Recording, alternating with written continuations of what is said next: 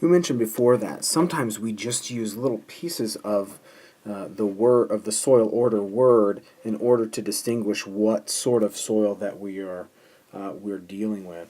So in this figure 3.22, what we have is going from the highest level of describing a soil, so starting over here and moving to the most specific way that we can define a soil. So think about it like you would, I guess, humans.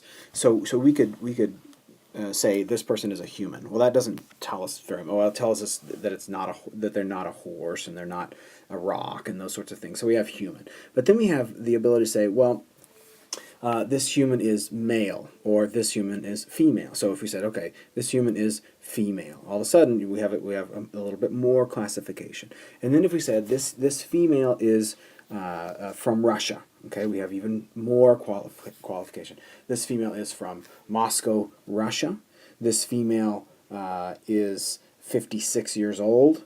And we can go on and on and on and get very precise. We can say things like their race. We can talk about their their job and these sorts of things. So we get go from very general human to very specific. A Russian lady who is 56 years old, who is a librarian, and go on from there. So the same thing happens in soil. So we start out here with our soil, and then we move and say, okay, this soil is a mollisol. So the soil has a dark and deep A horizon. It has an increase of clay as you move down into the profile. Okay, so that's these should be recognized as our soil orders. Okay, that's easy.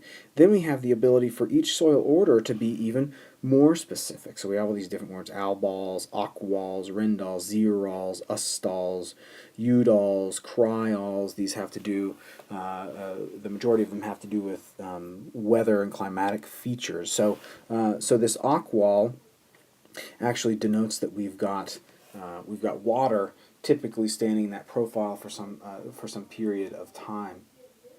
That aquals is the suborder. Okay, so the second. So this one's order.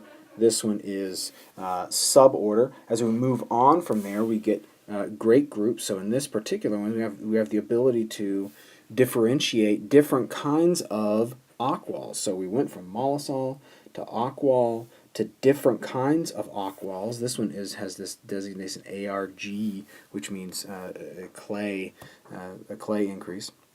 So RG aqual. So we're still dealing with a mollisol. We're just getting more and more precise. Okay, so that's the great group.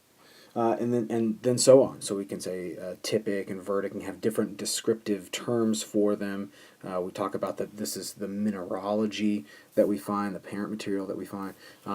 And then we have different series. Okay, so a series we'll see later on when we get into the Web Soil Survey, that series actually become the thing that defines in a local scale one soil from another.